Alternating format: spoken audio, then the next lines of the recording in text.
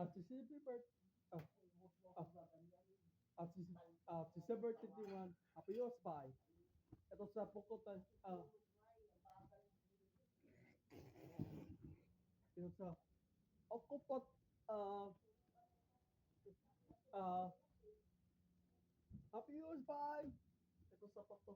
Oh, ito puto.